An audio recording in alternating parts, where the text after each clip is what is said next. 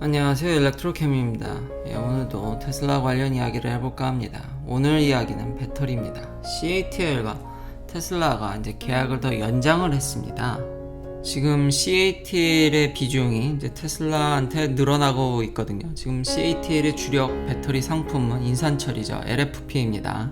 경쟁사인 파나소닉의 NCA나 LG의 NMC 대비해서 코발트를 전혀 안 쓰기 때문에 가격이 훨씬 더 저렴합니다. 대신 성능도 떨어지죠. 그런데 지금 요 차량에 들어가는 정도를 보니까 이게 점점 확대되고 있고 생각보다 초기에 있던 문제들을 잘 해결해 나가는 것 같습니다. 그래서 오늘은 좀 더 이걸 적용한 차량들에 대해서 이야기를 해볼까 합니다. 결국은 테슬라만 좋은 거죠. 지금 CATL과 파나소닉과 LG 세 회사를 다 발 아래 두고 이렇게 서로 경쟁하게 되고 적재적소에 가격에 따라서 적용하면 되니까 지금은 다 이 세 회사 다 지금 테슬라를 놓치기에는 테슬라의 판매량이 어마무시하고 특히 테슬라 차량들이 먹어치우는 배터리 양이 압도적으로 많기 때문에 테슬라는 그것에 대한 이점을 잘 이용해 가고 있다라고 보여집니다. 그리고 계약도 2025년까지 굉장히 길게 가져가기 때문에 물론 근데 볼륨이 얼마인지 그 배터리를 정확히 뭘 쓰는지에 대해서는 아직 밝히지는 않았습니다. 그냥 오랫동안 좋은 관계를 유지하려는 것으로 보이는데 그 상세 내용을 보면 CATL의 위상이 전과 같진 않다라는 겁니다. 지금 판매되는 차량들을 보면은 중국 내에서 모델 3에 지금 탑재되는 CATL의 배터리, 그 LFP죠. 지금 롱레인지나 퍼포먼스는 LG의 NMC가 들어가지만 스탠다드 레인지 플러스는 LFP입니다. 전량. 근데 그 비중이 이렇게 늘어가고 있습니다. 그러니까 작년 11월부터 탑재됐는데 지금은 사실상 모델 3의 대부분이 지금 CATL의 LFP입니다. 이렇게 되는 이유는 보조금 때문이긴 합니다. 현재 모델 3 스탠다드 레인지만 중국도 지금 미국도 지금 주별로 주는 보조금을 보면 사실상 뭐 메인 보조금은 다 날라갔지만 지금 저가형 차들한테는 그리고 캘리포니아도 보면은 소득 수준에 따라서 이런 싼 전기차, 비교적 싼 전기차에는 보조금을 많이 실어주려고 하고 있거든요.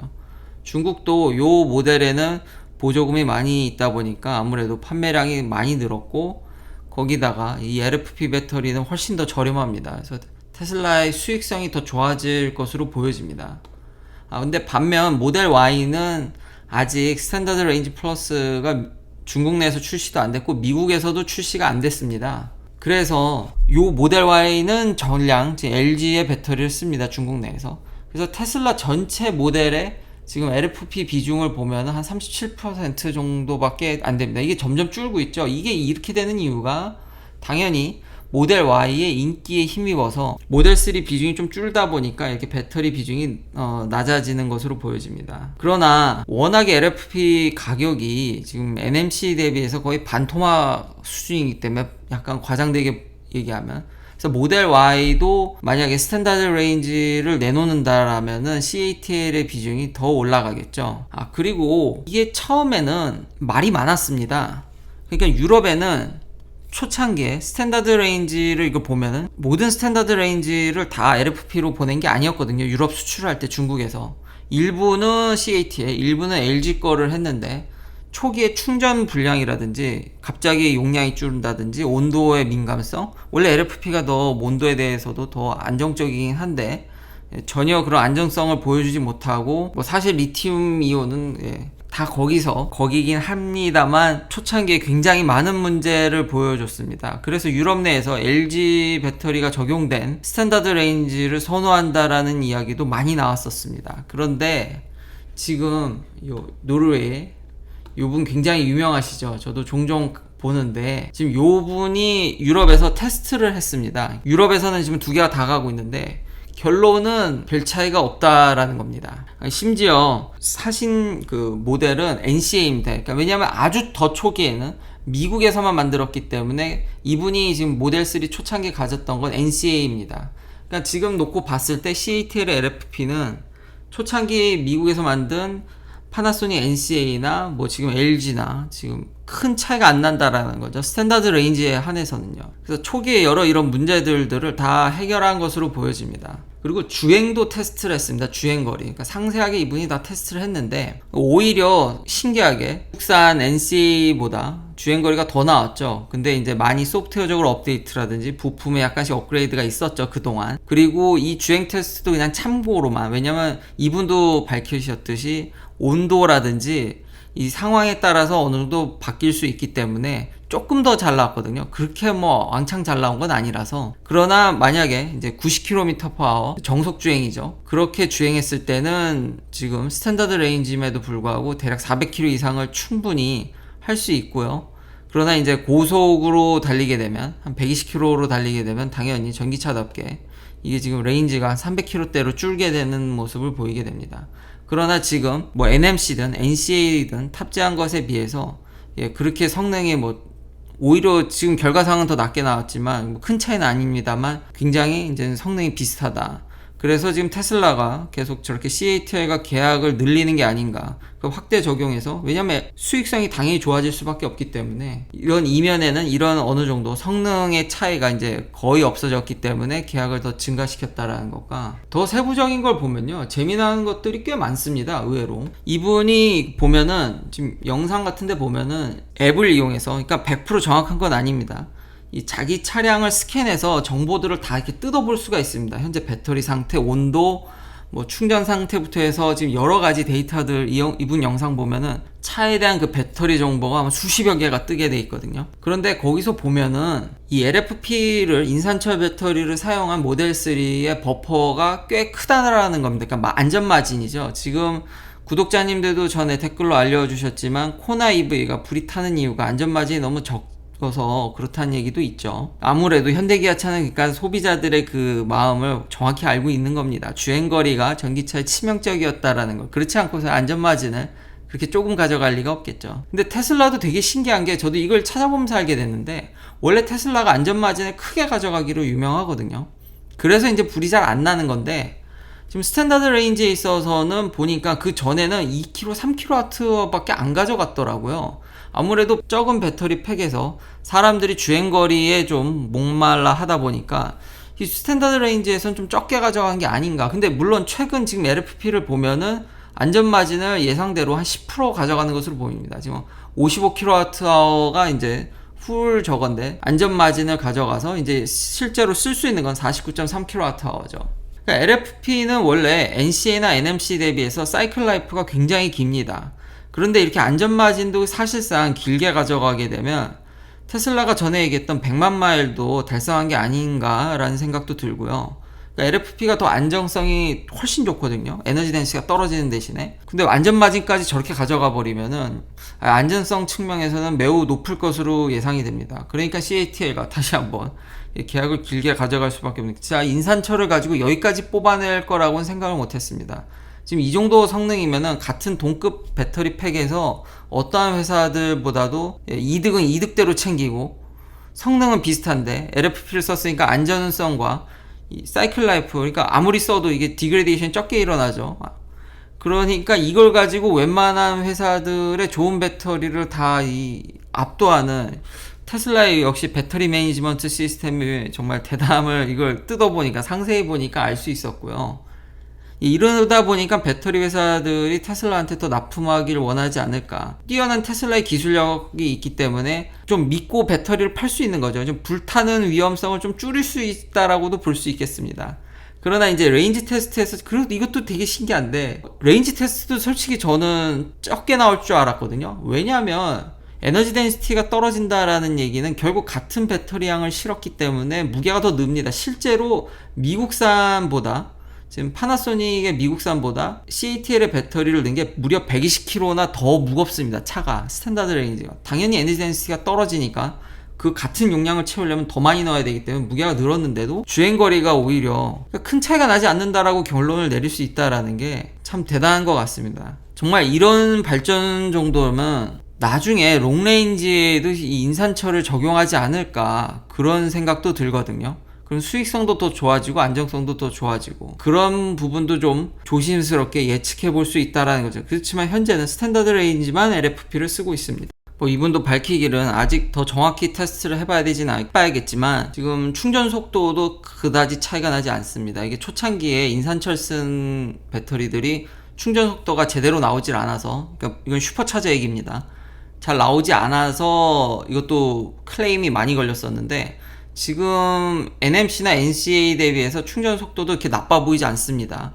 이게 지금 V2에 찔렀는지 V3에 찔렀는지를 잘 모르겠는데, 지금 이 정도 속도라면 만약 V2라고 하면은 전혀 지금 제가 갖고 있는 롱레인지 대비해서 퍼센테이지로 따졌을 때 그렇게 뒤떨어지는 게 아닙니다. 물론 스탠다드 레인지 자체가 V3를 풀로 못 씁니다. 그러니까 배터리 용량이 작게 되면 거기서 좀 불이익이 있습니다. 롱레인지가 훨씬 더 250kW를 끌어 쓸 수 있고요. 스탠다드 레인지는 거기까지 못 가는 걸로 제가 알고 있습니다. 그건 NCA나 NMC나 다 똑같습니다. 그래서 배터리 용량이 커야 됩니다. 커야지 초반에 그 속도를 더 빨리 끌어올릴 수 있는 그 장점이 있습니다. 그래서 제가 롱레인지를 좀 추천하는 면이 있는데, 뭐 그래도 경제적인 면, 가격도 고려를 해야 되니까요. 이게 훨씬 싸니까.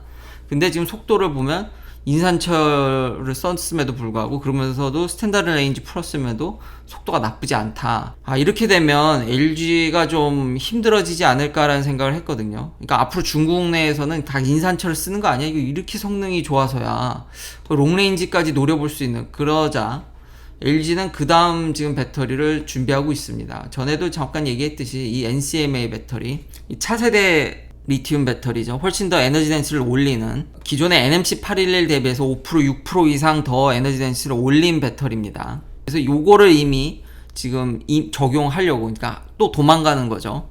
근데 다시 한번 알려드리지만, 원래 이거 GM이랑 해서 GM이 뭐 점적으로 쓰네 마네 이런 얘기를 했지만, 지금 모든 배터리 회사들은 이렇게 다 테슬라에게 우선적으로 공급하게 되어 있습니다. 원래 GM을 우선적으로 한다 그랬는데 빨리 만드는 사람이 가져가는 거죠. 예, 이렇듯 지금 테슬라는 지금 처음에 얘기했듯이 세 개의 회사들을 이렇게 잘 공급을 받고 있고, 지금 경쟁도 유발시키고 있고, 예, 원하는 대로, 가격도 원하는 대로 다 쓸 수 있는, 현재 굉장히 안정적으로 갑의 위치에 좀 우위에 있는 것으로 보여집니다. 빨리 LG도 이 배터리를 좀 더 이제 잘 상용화하게 되면은, 제 생각에는 이런 배터리는 지금 사이버 트럭이나 세미 트럭에 우선적으로 더 적용되지 않을까 기대를 해보고요. 또 저렇게 배터리 회사들이 경쟁하는 모습을 보니까 역시 경쟁이 소비자들한테 다 이롭게 해준다라는 걸 느끼게 되면서, 저도 지금 모델 S를 한번 이렇게 쭉 보고 있는데, 이 재미난 사실이, 자, 플레드를 휠을 바꾸지 않고, 요 21인치 휠로 바꾸지 않고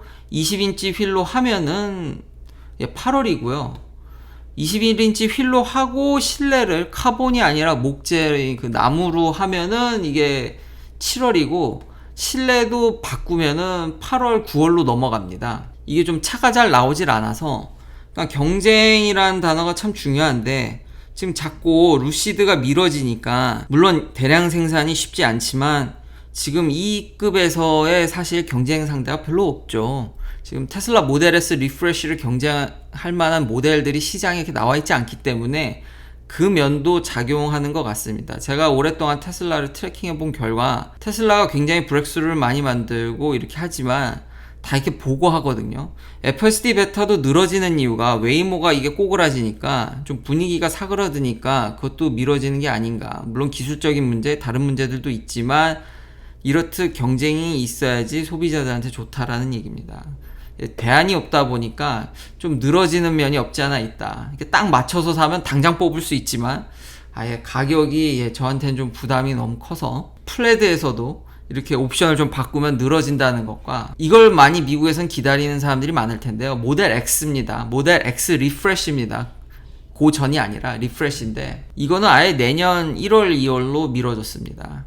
근데 이제 성능을 보면은, 이건 SUV라서 그런지 휠을, 아까 그런 에어로 휠을 쓰나, 요런 모델 Y에 들어간 비슷한 에어로 휠을 쓰나 안 쓰나 주행거리가 10마일밖에 차이가 나지 않더라고요. SUV라서 그런지. 그리고 플랫으로 올라가도 한 10마일 좀 더 깎이는, 큰 차이가 나지 않습니다. 휠을 바꾸거나 이래도 크게 차이가 나지 않아서, 많이들 그 주행거리가 날아가는 주행거리 감소폭이 그렇게 크지 않아서 여기서는 휠 옵션을 많이 적용할 것으로, 왜냐면 외관상 이제 보기가 좋으니까요. 그렇지만 중요한 건 여튼 뭘 선택하든지 간에 이게 1월, 2월로 이제 미뤄졌다는 부분인데, E급의 전기 SUV가 없다 보니까 뭐 물론 지금 대량 생산이 다시 한번 좀 힘들긴 하지만 E급의 경쟁 상대가 없다 보니까 이렇게 미뤄지는 게 아닌가라는 생각이 다시 한번 듭니다.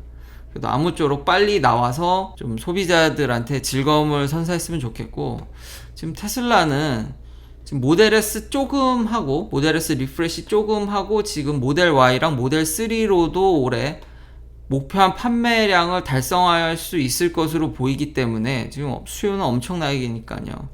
그래서 그런지 그래서 이게 좀 미뤄지는 게 아닌가. 그러다 보니까 좀 더 걱정이 되는 거는 뭐 세미 트럭도 나온다고는 하지만 그건 이제 7대 뭐 8대 뭐 소량한다고 그러고, 더더욱이 좀 걱정되는 건 사이버 트럭인데 지금 경쟁사의 리비안이나 이런 친구들도 미뤄지면 사이버 트럭도 미뤄지는 게 아닌가라는.